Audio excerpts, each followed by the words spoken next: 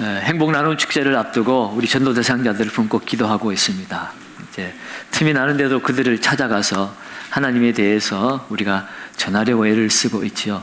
그런데 하나님을 전하려고 이렇게 접촉을 하다 보면 때로는 거절을 당하고 또 이상한 소리를 듣기도 합니다. 흔히 이런 얘기 많이 하죠. 죽으면 그만이지 하나님이 어디 있어? 하나님은 보이지도 않는데 어떻게 믿을 수 있는 거야? 하나님은 없어. 하나님 있으면 한번 증명해봐. 그러면 내가 믿어줄게. 그런 말을 많이 하죠. 어쩌면 이 자리에 오신 분들 중에도 예전에 그렇게 여러분들을 전도하는 사람들에게 말했던 분들이 있을 수도 있습니다. 정말 그럴까요? 보이지 않으면 없는 것일까요? 여러분, 세상에는 눈에 보이지 않지만 존재하고 있는 것이 너무나 많이 있습니다. 공기도 바람도 우리 눈에 보이지 않지만 존재합니다. 그래서 우리가 숨쉬고 있는 것 아니겠습니까? 여러분, 지금 마이크가 여러분에게 크게 들리는 이유는 전파가 이 무선 마이크로 계속 연결이 되어서 에너지를 방출하기 때문에 여러분에게 큰 소리로 들리고 있습니다. 보이지 않는다고 존재하지 않는 것은 아닙니다. 뿐만 아니라 증명할 수는 없지만 존재하는 것들도 있어요. 우리의 마음이 있다고 증명할 수는 없지만 존재합니다. 우리의 생각도, 누군가를 사랑하는 것도, 누군가를 미워하는 것도 그 미움과 사랑을 증명해낼 길은 없습니다. 그러나 우리는 미움과 사랑이 존재한다는 것을 우리가 다 부인할 수가 없습니다. 오늘 하나님도 마찬가지입니다.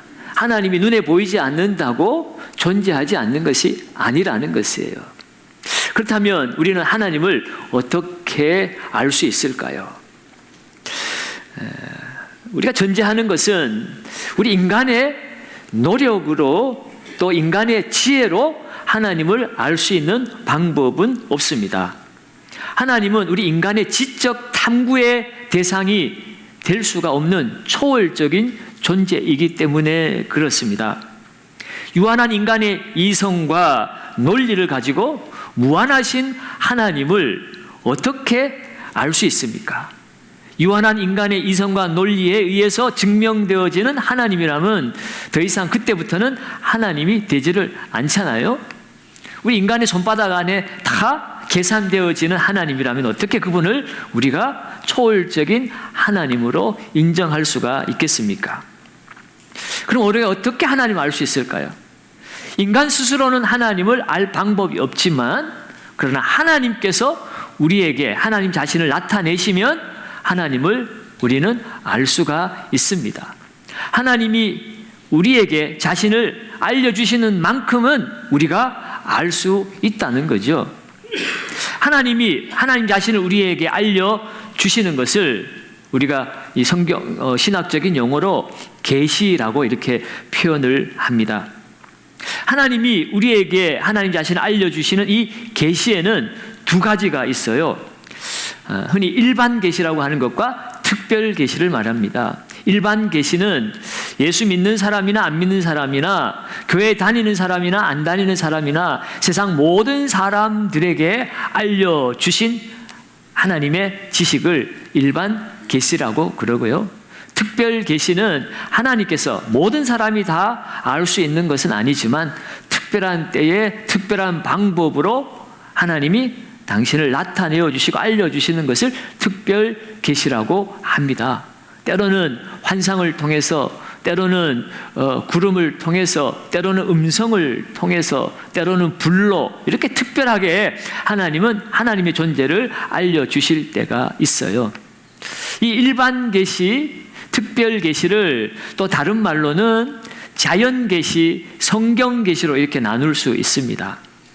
이 자연 모든 만물은 교회를 다니나 안 다니나 누구나에게 주어진 혜택이죠. 그 자연 만물을 보면서 우리는 하나님을 느낄 수가 있습니다. 여러분, 하늘의 해와 달을 바라볼 때에 또 들에 핀 꽃이나 나무나 탐스러운 열매들을 바라볼 때에 또 여러분들이 집에서 키우는 반려견이나 반려묘나 또 세상의 여러 생명체들을 바라볼 때에 우리는 도대체 이 아름다운 이 생명체들은 어떻게 생겨난 것일까? 우리는 그런 의문을 가질 때가 있지요. 도대체 그 모든 아름다운 오묘한 생명체들은 어디에서부터 존재한 것일까? 여러분, 그것을 만드신 창조주가 있다는 것을 우리는 이 자연 만물을 통해서 느끼게 되는 것입니다. 여러분들 주머니에 또는 백 안에 요즘은 스마트폰 한 대씩 다 들고 다니죠? 여러분, 그 스마트폰은 어디에서 생겼을까요? 그 스마트폰도 분명히 만든 사람이나 공장이 있을 것이에요. 삼성에서 만들었든지 아니면 애플에서 만들었든지. 그 핸드폰을 누군가 만들었다는 것에 대해서 부인할 사람은 아무도 없습니다. 마찬가지로 이 세상에 존재하는 것은 분명히 그것을 만드신 어떤 존재가 있다는 것을 우리는 깨닫게 되는 거죠. 그런데 문제는 하나님께서 하나님의 존재를 알려주시는 그 일반 계시, 자연 계시, 그것을 보고서도 하나님을 믿지 못하는 데 문제가 있다는 거죠. 그것은 바로 인간이 죄를 짓고 타락을 했기 때문에 그렇습니다. 그래서 하나님이 자연 만물을 통해서 하나님을 계시해 주셨음에도 불구하고 사람은 하나님을 섬기기보다 오히려 자신을 섬기기도 하고, 때로는 하나님을 섬긴다고 하지만 헛된 우상을 섬기기도 합니다. 최근에 브랜카드에 갓바위 축제하고 매년 열리잖아요. 가면 뭐든지 하나는 들어준다 그렇게 선전을 늘 하고 있는데, 도대체 갓바위에 가서 그들이 빌고 그들이 섬기는 존재는 무엇일까요? 하나님도 아니고 그냥 귀신이죠. 귀신들입니다. 이렇게 타락한 인간은 하나님이 자연 만물을 통해서 하나님의 존재를 알려주셔도 그 하나님을 바로 알고 찾지를 못하고 있습니다. 그래서 하나님은 우리 인간들을 구원하시기 위해서 특별 계시로 우리에게 하나님의 존재를 알려주셔요. 그것을 우리가 특별히 많은 특별 계시가 있지만 대표적인 특별 계시를 우리는 성경 계시라고 합니다. 성경을 통해서 하나님께서 이 세상이 어떻게 만들어졌고 이 사람은 어떻게 존재하게 되었으며 사람은 어디에서 와서 어디로 가는 것인지 사람의 삶의 목적이 무엇인지 분명하게 우리에게 알려주시고 있습니다. 여러분, 성경은 하나님으로부터 받은 하나님의 말씀입니다. 하나님의 감동으로 쓰여진 하나님의 말씀이 성경입니다. 그러니까 이 성경의 저자는 하나님이시라고 하는 거예요. 구약 성경에 보면 하나님이 이르시되라고 하는 표현이 1800번이나 등장을 합니다. 사람이 기록했을지라도 하나님의 감동으로 사람이 기록했을 뿐이지 곧 성경은 하나님의 말씀이라는 거예요. 때로 여러분 어르신들이 눈도 안 보이고 글씨도 쓰기도 어려울 때 때로 손주에게 내가 일러주는 편지 내가 그대로 써라 이렇게 해가지고 대충 몇 마디 하면 손주가 알아서 그렇게 편지를 써주기도 하죠. 그 손주가 썼다고 해서 그 편지가 손주가 쓴 글이 아니잖아요. 할아버지의 말씀인 것처럼 여러분 성경도 하나님께서 우리에게 하나님을 알려주시기 위해서 특별히 이 땅 가운데 우리에게 주신 계시의 말씀입니다. 이 성경 말씀 안에서 오늘 그 첫 장 첫 페이지 첫 줄에 뭐라고 기록이 되어 있습니까? 우리 1절을 다시 한번 볼까요? 태초에 하나님이 천지를 창조하시니라. 아멘, 아멘. 오늘 이 성경은 하나님의 존재에 대해서 설명하지 않습니다. 설득하고 있지 않습니다. 수많은 불신자들, 무신론자들이 하나님의 존재를 설명해내라, 증명해내라 라고 말하지만 성경은 그 요청에 대해서 응답하지 않습니다. 왜요? 하나님의 살아계심, 하나님의 존재는 너무나 당연한 것이기 때문에 그렇습니다. 그래서 오늘 이 성경 1장 1절은 선포하는 것입니다. 태초에 하나님이 계시고 그 하나님이 천지를 하나님이 창조하셨다. 그 피조물 속에 오늘 우리 인간들도 포함되어 있는 것입니다. 창세기 1장 27절에 가면 하나님께서 하나님의 형상으로 사람을 만드셨다라고 분명히 기록하고 있지요. 여러분, 특별히 오늘 1절에 태초라는 말이 나옵니다. 이 태초는 하나님의 그 창조와 더불어서 시작된 시점, 그때를 말하는 거예요. 여러분, 하나님은 영원 전부터 영원까지 존재하시는 분이십니다. 시간에 매이시는 분이 아니에요. 결국 이 시간의 개념도 하나님의 창조와 더불어서 시작되어졌고 마지막 종말 때까지 유한적으로 쓰여지는 그런 개념일 뿐인 것입니다. 그러니까 우리는 시간에 매여 살지만 사실은 이 시간도 하나님의 피조물인 것이에요. 하나님은 시간에 매여 있지 않습니다. 그래서 하나님은 아브라함의 하나님이고 이삭의 하나님이고 야곱의 하나님이고 오늘 저와 여러분들의 하나님인 것이에요. 죽은 자의 하나님이 아니라 산 자의 하나님이십니다. 과거의 하나님이 아니고 오늘의 하나님이고 미래의 하나님이 아니고 오늘 내가 살아가는 그 어느 시대에나 하나님은 동일한 하나님이십니다. 특별히 오늘 그 태초에 하나님이 천지를 창조하셨다고 그랬는데 이 하나님은 누구십니까? 여러분, 이 하나님의 그 이름을 모세가 들었어요. 이 창세기의 저자도 모세거든요. 그 출애굽기 3장 14절에 모세에게 나타나신 하나님께서 모세에게 하나님 이름을 알려주셨는데 여호와라고 하는 이름을 알려주셨습니다.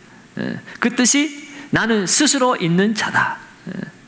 하나님은 스스로 계신 분이시라는 것이에요. 영원부터 영원까지 스스로 계신 분이 하나님이십니다. 그러니 하나님은 시간에도 매이지 않고 공간에도 매이지 않는 초월하신 분이라고 말씀하시는 것입니다. 특별히 오늘 본문에 기록된 하나님, 한글로는 모두가 다 하나님이지만 성경에는 하나님이라고 일컬어지는 단어가 여러 가지가 있습니다. 여호와라는 단어도 하나님이지만 오늘 본문에 나오는 하나님은 엘로힘이라는 단어로 기록이 되어졌어요. 엘이라고 하는 단어가 하나님이라는 또 다른 단어입니다.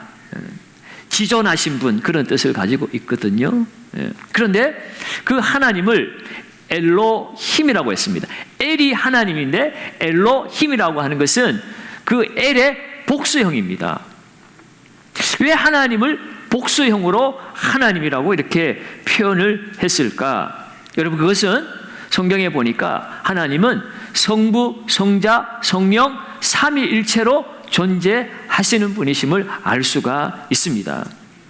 여러분, 성부, 성자, 성령은 그 권능과 영광이 본질상 동등하신 하나이신 하나님이십니다.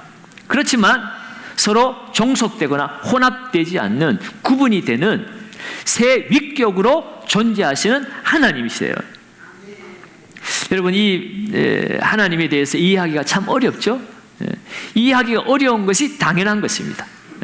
유한한 피조물이 어떻게 창조주 하나님의 존재에 대해서 우리가 다 알 수 있겠습니까? 피조물이 피조물의 방식으로 하나님을 알려고 하면 정말 알려고 하다가 머리가 깨질 뿐이에요. 그래서 여러분, 하나님에 대해서는 과학으로 설명하거나 증명하실 존재가 아니라 믿음의 영역입니다. 믿으면 되는 거예요, 여러분. 우리가 아버지가 내 아버지인지 어머니인지 여러분 유전자 검사하고부터 그때부터 아버지라고 불렀습니까? 그거 아니잖아요. 믿고 보니까 이거는 뭐 누가 뭐라 해도 목에 칼이 들어와도 내 아버지인 거 확실히 알잖아요. 하나님의 존재도 마찬가지입니다. 내가 증명하고 설명해서 논리적으로 납득되어져서 하나님을 믿는 것이 아니라 믿을 때에 깨달아지고 알아지고 경험되어지는 것입니다. 오늘 그 삼위일체 하나님께서 천지를 창조하셨다고 말씀합니다. 여러분, 천지는 하나님이 창조하신 공간을 말씀하시는 거예요. 태초가 시간의 창조라면 천지는 공간의 창조를 말합니다. 단순히 이 대기권의 하늘만을 말하는 게 아니에요. 대기권 밖에 우주와 그 우주 밖에 무엇이 있는지도 모르지만 하나님은 하늘 아래 하늘 위에 이 모든 공간은 다 모든 것이 다 하나님의 피조물이라는 것을 오늘 창세기 1장 1절은 우리에게 선포하고 있습니다. 특별히 창조하다라고 하는 이 단어는 바라라고 하는 단어인데요. 이것은 이미 존재하고 있는 어떤 재료를 가지고 만들었다는 것이 아니라 아무것도 없는 무에서 하나님이 창조하셨다. 영어로 말하자면 made가 아니라 create라는 것이에요. 창조되어졌다는 것입니다. 여러분, 무신론자들, 그들은 뭐라고 얘기합니까? 이 천지 우주 만물은 우연히 또는 진화의 그 과정을 거쳐서 지금 존재하고 있는 것 아니냐라고 말하고 또 학교에서 그렇게 가르치기도 합니다. 때로는 어느 한순간에 우주의 대폭발 빅뱅이 일어나서 이 우주가 팽창하면서 만들어졌다라고 이야기도 합니다. 그러나 이 모든 것은 다 가설입니다, 여러분. 가설이에요. 여러분, 그 진화론자들이요, 1985년인가 7년인가요? 그들이 시카고에서 모여서 함께 회의를 하고 시카고 성명을 발표를 했습니다. 1980년이군요. 1980년에 시카고 성명을 발표를 했는데 그들이 이런 얘기를 했어요. 소진화의 증거는 있지만 대진화의 증거는 발견된 적이 없다. 진화론자들이 회의를 거쳐서 발표한 성명입니다. 여러분, 소진화는 종 안에서의 변화를 말하는 것입니다. 뭐 예를 들어서 새의 뿌리가 환경에 따라서 이렇게 뿌리가 뭉툭해지기도 하고 이렇게 뾰족해지기도 하고 환경에 그 따라서 변화되는 그런 증거들은 있지만, 그러나 대진화, 종 이상의 수준의 그 진화의 그러한 증거들은 발견된 적이 없다는 거예요. 예를 들어서 파충류가 조류가 된다든지 또는 포유류가 된다든지, 어느 날 도마뱀이 홀홀 날아다니는 새가 된다든지 아니면 사람이 된다든지 이런 일은 일어나지 않았다는 것입니다. 그 증거가 조금도 없다는 거예요. 여러분, 우리는 어려서부터 진화론을 통해서 원숭이가 변화가 되어서 사람이 되었다라고 이야기를 하는데, 여러분 정말 그것을 믿으십니까? 원숭이가 사람이 되었다면 지금도 원숭이가 사람의 중간 단계에 점점 변화가고 있는 어떤 원숭이가 좀 발견돼야 되지 않겠습니까? 전혀 그런 것은 없어요.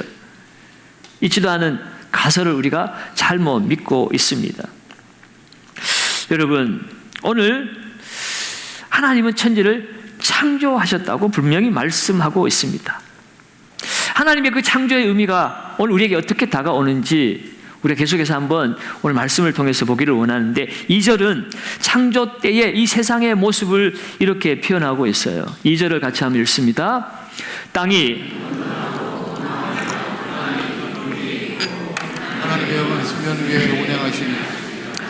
하나님의 그 창조 때 이 세상은 땅이 혼돈하고 공허하고 흑암이 가득했다라고 이야기하고 있어요. 여러분, 창조의 의미는 혼돈 가운데서 질서를 세운 것입니다.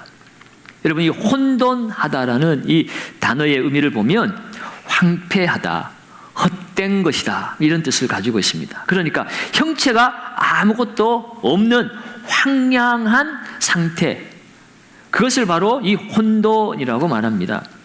그런데 이 헛되고 황량한 이 상태가 하나님의 창조를 통해서 이 혼돈의 세계에 질서가 생겼다는 것입니다.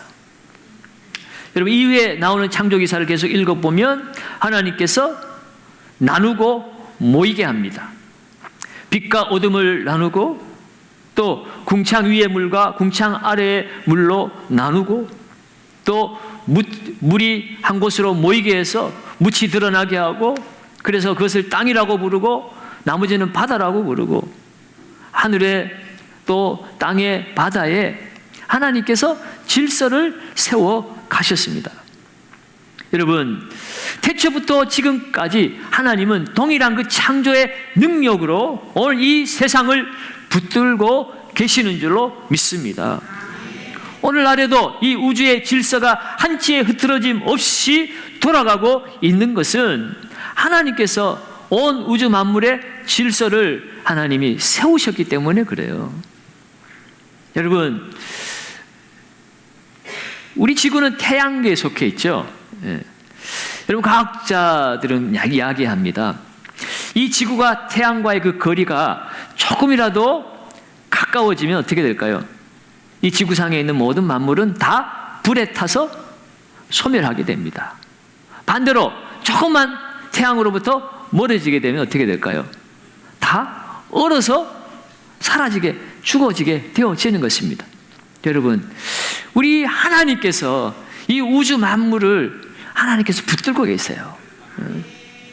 그래서 오늘도 우리는 이 땅 가운데 생명을 잉태하고 또 함께 더불어 생명이 번식하고 살아가고 있습니다.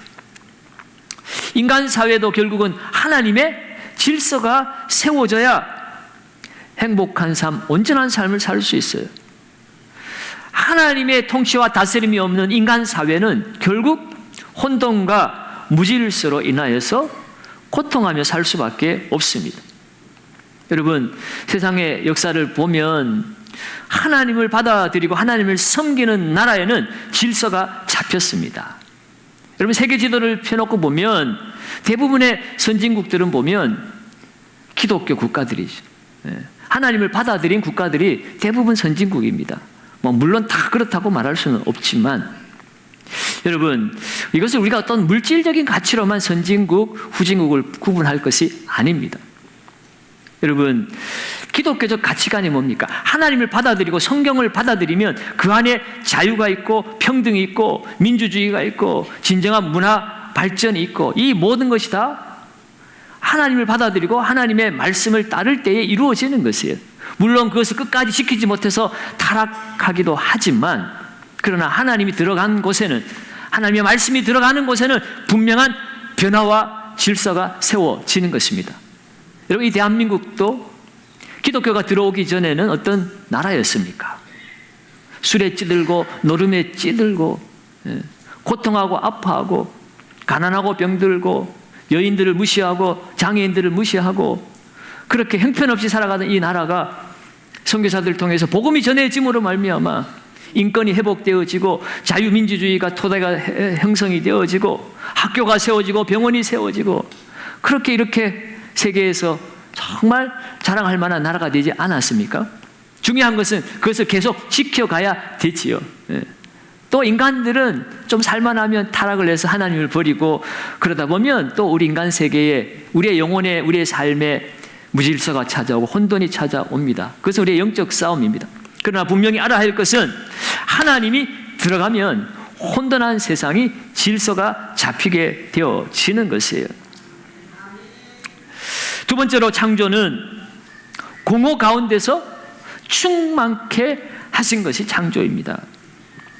여러분, 아무것도 없는 세상, 빛이 있으라 하며 빛이 있었습니다. 그리고 그곳에 바다와 땅이 생겨나고 채소와 고기와 짐승과 사람까지 충만하게 채워졌습니다. 여러분, 창조주 하나님이 계시지 않는 곳은 혼란스러울 뿐만 아니라 혼돈스러울 뿐만 아니라 그것은 공허합니다. 허무합니다. 그것에는 만족함이 없습니다. 그래서 우리가 하나님을 모시고 하나님을 믿지 않고 살아가면 아무리 돈을 많이 벌어도, 아무리 높은 자리에 올라가도, 아무리 사람들의 환호를 받아도 늘 공허할 뿐입니다. 파스칼은 우리 마음에는 하나님으로만 채울 수밖에 없는 빈 공간이 있다고 그랬어요. 어거스틴도 그 공간을 하나님으로 채워줘야 우리가 정말 만족하고 행복할 수 있다고 말했습니다. 여러분, 하나님이 없는 사람은 허망할 뿐입니다. 에베소 4장 17절에 보면 사도 바울은 이렇게 죄인의 영적 상태의 허망함을 얘기합니다. 그러므로 내가 이것을 말하며 주 안에서 증거하노니 이제부터는 이방인이 그 마음에 허망한 것으로 행한 같이 너희는 행하지 말라. 하나님이 없는 이방인들의 마음은 허망하다라고 얘기합니다. 이사야 48장 22절에는 여호와께서 말씀하시되 악인에게는 평강이 없느니라. 하나님이 없는 악인에게는 평강이 있을 수가 없다는 것이에요. 오늘 하나님의 창조는 또한 흑암 가운데 빛이 임한 사건입니다. 하나님이 계시지 않는 곳은 온통 흑암뿐이라는 것입니다. 희망이라고는 조금도 찾아볼 수가 없습니다. 그렇지만 이 흑암에 하나님이 비춰지실 때에 희망이 찾아옵니다. 모든 것이 명확해지기 시작합니다. 절망이 사라집니다. 오늘 보면 3절에도 보면 하나님이 빛이 있으라 하시니 빛이 있었고 그랬어요. 빛이 있으라 말씀하시니 그 즉시로 빛이 생겼습니다. 왜요? 하나님의 말씀은 능력이기 때문에 그렇습니다. 하나님 말씀에는 권위가 있습니다. 창조가 생명력이 이 하나님 말씀 안에 깃들어져 있습니다. 왜 그럴까요? 여러분, 오늘 하나님이 말씀하신 이 말씀이 곧 하나님이시기 때문에 그래요. 이 말씀이신 하나님이 곧 우리가 믿고 섬기는 예수 그리스도이십니다. 요한복음 1장 1절에 보면 이 창세기 1장 1절과 연결이 되어지는 말씀이 나와요. 요한복음 1장 1절을 한번 봅시다. 같이 한번 읽습니다. 태초에 말씀이 계시니라. 이 말씀이 곧 하나님이시니라. 아멘, 아멘. 태초에 말씀이 계셨고 이 말씀은 하나님과 함께 계셨는데 그 하나님과 함께 계신 이 말씀은 곧 하나님이시라고 말씀하시는 거예요. 이분이 바로 예수 그리스도, 예수 그리스도에 대해서 증언하는 것입니다. 그래서 2절과 3절 계속 볼까요? 요한복음 1장 2절과 3절입니다. 그가 태초에 하나님과 함께 계셨고 만물이 그로 말미암아 지은 바 되었으니 지은 것이 하나도 그가 없이 된 것이 없느니라. 아멘. 말씀이신 예수 그리스도, 이 예수님 없이 만물이 지어지지 않았다는 것입니다. 여러분, 예수 그리스도는 태초 때부터 하나님과 함께 계셔서 이 창조사역에 동참하신 하나님이시라고 선포하고 있습니다. 여러분, 삼위일체 하나님, 성부 하나님, 성자 하나님, 그렇다면 성령 하나님은 창조 때 어디 계셨을까요? 오늘 본문에 나옵니다. 2절 하반절을 같이 한번 더 봅니다. 2절 하반절입니다. 하나님의 영은 수면에 운행하시니라. 아멘. 하나님의 영은 하나님의 성령을 말합니다. 성령 하나님이시죠. 수면 위에 하나님의 성령이 운행하고 계셨다고 얘기합니다. 여러분, 이것을 재미있게 해석한 신학자가 있어요. 그분은 이 성령이 창조 때 수면 위에 운행하셨다라고 하는 이 말을 마치 알을 품고 있는 닭이나 새와 같다라고 그렇게 표현을 했습니다. 닭이나 새가 알을 품어야만이 그 알이 부화되어서 생명이 태어나는 것처럼 이 창조 때에 성부 하나님은 그에 가시고 그것을 말씀하심으로 말미암아 말씀이신 그 예수 그리스도를 통해서 이 세상에 만물이 태어날 때에 성령 하나님이 그것을 품고 계시다가 이 모든 만물이 함께 태어났다, 창조가 되었다라고 그렇게 표현할 수가 있습니다. 그러니까 이 모든 세상 만물은 성부, 성자, 성령 삼위일체 성삼위 하나님께서 창조하셨다는 것을 우리에게 말씀하고 있고요. 그리고 이 창조는요, 마지막 역사의 종말 때까지, 심판의 자리까지 그 창조의 손길로 오늘도 성삼위 하나님께서 이 세상을 붙들고 계시고 우리의 인생을 붙들고 계심을 우리는 믿어야 하는 것입니다. 그래서 오늘 성경 말씀에 이 성경의 마지막 요한계시록 21장에도 보면 5절 말씀 상반절에 이런 말씀이 있습니다. 보좌에 앉으신 이가 이르시되 보라, 내가 만물을 새롭게 하노라. 아멘. 성삼위 하나님의 이 창조 사역은 지금도 계속되어지고 마지막 때에 이 만물을 새롭게 하시는 새 창조의 놀라운 역사가 진행이 되어질 것임을 말씀하고 있습니다. 하나님이 창조하신 이 세상을 사람이 죄를 지음으로 말미암아 이 세상을 파괴를 했습니다. 그렇지만 하나님은 하나님 지으신 이 세상과 이 인간을 치료하고 회복해 가십니다. 이 일을 위해서 예수 그리스도께서 이 땅에 오셨습니다.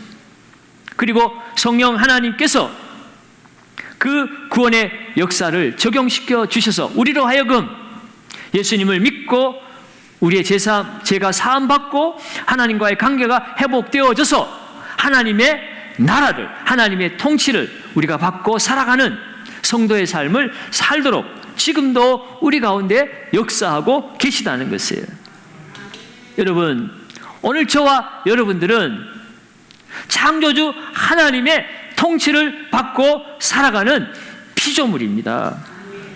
여러분, 성경은 하나님께서 사람을 창조하실 때 그 목적을 하나님의 영광을 찬송하게 하기 위해서, 하나님의 영광을 위해서 사람을 만드셨다라고 기록하고 있습니다. 그러면 여러분, 오늘 우리가 하나님을 인정하지 못하고 하나님을 만나지 못하고 이 세상 가운데 아무리 부귀영화를 누릴지라도 그 창조주 하나님 앞에 나아가지 못한다면 세상에서 가장 불행한 인생입니다. 왜 그럴까요? 여러분, 히브리서 9장 27절은 이렇게 증거합니다. 히브리서 9장 27절 우리 같이 한번 읽어봅니다. 한번 죽는 것은 사람에게 정해진 것이요 그 후에는 심판이 있으리니. 아멘, 아멘. 하나님의 영광을 위해 창조된 피조물인 인간이 사단이 게임에 넘어가서 하나님처럼 되고자 교만하여져서 하나님 앞에 범죄함으로 그들이 하나님으로부터 쫓겨나고 그 이후에 그들은 생명을 잃어버리고 죽는 자가 되었습니다. 그래서 이 땅에 존재하는 모든 인간은 태어나면 반드시 한 번은 죽어야 됩니다. 그것이 죄의 삭시라고 그랬어요. 한 번 죽는 것은 사람에게 정해진 것이요 더 두려운 것은 그 이후에 무엇이 있다고 그랬습니까? 심판이 있으리니. 여러분, 우리는 반드시 죽게 되어 있습니다. 흔히들 세상에서 죽음은 돌아가셨다라고 이렇게 표현을 합니다. 돌아갔다는 말은 왔던 것으로 되돌아갔다는 뜻이겠죠. 도대체 우리는 어디로 돌아가는 것일까? 창세기 2장 7절에 보면 사람이 어디에서 왔는가 기록되어 있습니다. 창세기 2장 7절을 같이 한번 읽어봅니다. 여호와 하나님이 사람을 지으시고 생기를 그 코에 불어넣으시니 사람이 생명이 되니라. 아멘. 하나님이 이 세상 만물을 지으실 때 세상 다른 모든 것은 다 그냥 말씀으로 있으라 하니 있어진 것입니다. 그런데 사람만큼은 하나님께서 흙으로 빚으셨어요. 그리고 그 코에 하나님의 숨결, 하나님의 생명을 불어넣음으로 말미암아 그들이 생명이 되었다고 그랬습니다. 하나님과 교제할 수 있는 영적 존재가 되었다는 것입니다. 그래서 사람에게는 영혼이 있습니다. 영혼이 있어요. 그래서 이 육체의 죽음으로 끝나는 것이 아니라는 거예요. 재미있는 것은 우리의 몸이 어디에서 왔습니까? 흙에서 왔다는 거예요. 아담을 향하셔 네가 흙에서 왔으니 흙으로 돌아가라 그랬어요. 사람이 죽으면 이 몸은 흙에서 왔으니 어디로 돌아가요? 흙으로 돌아갑니다. 그런데 하나님의 부여하신 그 생명은 어디로 가요? 하나님께로 가는 것입니다. 그 생명이 하나님께로 온 것이기 때문에 하나님께로 가요. 그래서 죽음으로 끝나는 것이 아닙니다. 죽음은 영혼과 육체가 분리되어지는 사건이에요. 육체는 흙으로 돌아가면 끝이 나지만 그 영혼은 죽지 않고 살아서 하나님께로 가서 하나님의 심판대 앞에 서게 된다는 것입니다. 그 심판대 앞에서 영원한 분리가 이루어집니다. 그것이 바로 천국과 지옥이죠. 더 이상 죽지도 못하는 영원한 삶을 천국에서 살 것인가 지옥에서 살 것인가, 이것이 문제로다. 이것이 문제로다. 진짜 죽음은 바로 영원한 죽음입니다. 여러분, 지난 8월 금요 성령 집회 때 박효진 장로님 오셔서 간증하셨어요. 지금은 사형 제도가 있지만 사형이 이루어지지 않는다고 요즘 뉴스에 계속 나오잖아요. 박효진 장로님이 근무하실 때까지는 사형 제도가 활발하게 적용이 되어서 우리 장로님 근무하실 때까지 27명이 사형 집행을 본인이 직접 봤다고 그랬죠? 27인가 애들인가 잘 기억이 안 나는데 대표적인 두 사람에 대해서 간증을 해주셨습니다. 똑같은 사형수인데 한 사람은 극악무도한 사형수가 예수님 믿고 마지막 사형틀에 앞에 설 때 두려워하지 않고 찬송을 부르면서 평안한 가운데 그렇게 죽음을 맞이했고, 한 사람은 평소에 도사 소리 듣는 그야말로 호인 소리 듣고 정말 훌륭한 사람 소리 들었는데 막상 사형장으로 갈 때 그렇게 주저주저하고 뒷걸음치고 오줌을 싸고 악을 쓰고 소리를 지르고 저주를 하고 그렇게 가는 모습을 보면서 뭐라고 그랬습니까? 이 죽음의 모습만 봐도 천국과 지옥은 분명히 있구나. 여러분, 그것을 말씀하셨습니다. 사랑하는 여러분, 우리 죽음 이후에 천국과 지옥이 있습니다. 인간은 이 땅에서의 존재로만 끝나는 것이 아니에요. 우리는 영원으로 잇대어진 삶을 살고 있습니다. 하나님과의 관계 속에서 살아가는 존재입니다. 피조물인 저와 여러분들은 하나님의 통치와 다스림 안에 하나님과의 관계 속에서 하나님의 그 사랑을 받으며 살아야만이 진정한 행복을 누릴 수 있고 생명을 누릴 수가 있어요. 오늘 보면 3절에 보면 하나님이 빛이 있으라 하시니 빛이 있었지만 그러나 사람이 죄를 지은 순간부터 그 빛은 더 이상 생명의 빛이 되지 못했습니다. 태양빛은 여전히 비치고 있지만 우리의 그 영혼 속에 생명의 빛은 떠나가고 어둠이 찾아온 것이에요. 그런데 하나님 우리를 구하시기 위해서 하나님이 친히 사람이 되셔서 이 땅 가운데 오시는 분, 말씀이 육신이 되어 우리 가운데 거하신 분, 그분이 바로 예수 그리스도이시고 그분은 우리에게 이 어둠의 생명의 빛을 주시기 위해서 오신 하나님이십니다. 요한복음 1장 4절에 그 말씀이 나와 있어요. 같이 한번 읽습니다. 그 안에 생명이 있었으니 이 생명은 사람들의 빛이라. 아멘. 예수 그리스도가 이 어두워진 세상에 빛으로 오셨습니다. 혼돈과 공허와 흑암이 가득한 이 세상에 질서를 세우시고 그 빈 공간에 하나님의 아름다운 것으로 충만하게 채우시기 위해서 이 땅에 오셨습니다. 그러므로 여러분, 하나님과의 관계가 바로 세워지고 하나님 앞에 심판대에 설지라도 우리가 천국 영생을 소유할 수 있는 것은 바로 예수 그리스도를 믿어 예수의 생명, 하나님의 생명이 다시 우리에게 회복되어질 때 우리는 하나님의 자녀의 권세를 누리게 되는 것입니다. 그래서 요한복음 1장 12절에 영접하는 자, 곧 그 이름을 믿는 자들에게는 하나님의 자녀가 되는 권세를 주셨으니 심판받아 마땅할 죄인이 하나님의 자녀가 된다는 거예요. 누구 때문에요?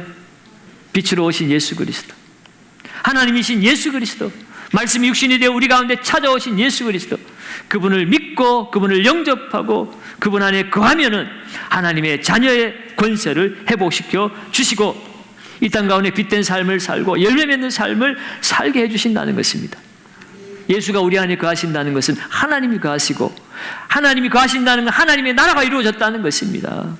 여러분 하나님의 나라는요 단순히 죽어서 저 천당으로 옮겨지는 것만 하나님의 나라가 아니라고 그랬죠. 요한복음 1장 14절에 보면 이렇게 기록하고 있습니다. 같이 한번 읽습니다. 말씀이 육신이 되어 우리 가운데 거하심에 우리가 그의 영광을 보니 아버지의 독생자의 영광이요 은혜와 진리가 충만하더라. 말씀이 육신이 되어 우리 가운데 거하심에 우리가 그의 영광을 보게 되었다고 그랬습니다. 여러분, 하나님의 영광을 우리가 볼 수 있게 되었어요. 왜요? 그 하나님이 우리 가운데 거하심에. 여러분, 하나님 우리 가운데 거하시다는 것, 여러분 그것은 예수님이 육신을 입고 이 땅에 오셨다는 뜻이기도 하지만 그러나 동시에 이 말씀은 하나님이 우리 가운데 함께 계시게 되었다, 곧 임마누엘이 되셨다라는 은혜를 말하고 있는 것입니다. 여러분, 하나님을 믿는다는 것은 이 세상 이방 종교처럼 기복신앙으로 그저 내가 필요할 때 뭔가 얻어내기 위해서 찾아가는, 내가 필요할 때 찾아가는 갓바위 같은 것이 아니라는 거예요. 하나님 지금도 우리 안에 거하셔서 날마다 우리와 함께 교제하시고 동행하시는 하나님이십니다. 그 하나님과 동행하며 살아가는 것이 믿는 자의 최고의 행복입니다. 여러분, 이 행복은 아무나 누릴 수가 없습니다. 오직 하나님의 그 살아계심을 믿고 그 하나님 보내신 자 예수 그리스도, 그분을 알고 그분과 교제할 때 우리에게 참된 생명, 영원한 생명이 주어집니다. 이 예수의 생명이 있는 자는 죽어도 살 것이에요. 나를 믿는 자는 죽어도 살겠고 살아서 나를 믿는 자는 영원히 죽지 아니하리라. 육체와 영혼의 분리는 일어날지언정 우리의 영혼은 살아서 영원한 생명을 하나님의 나라에서 누리게 될 것입니다.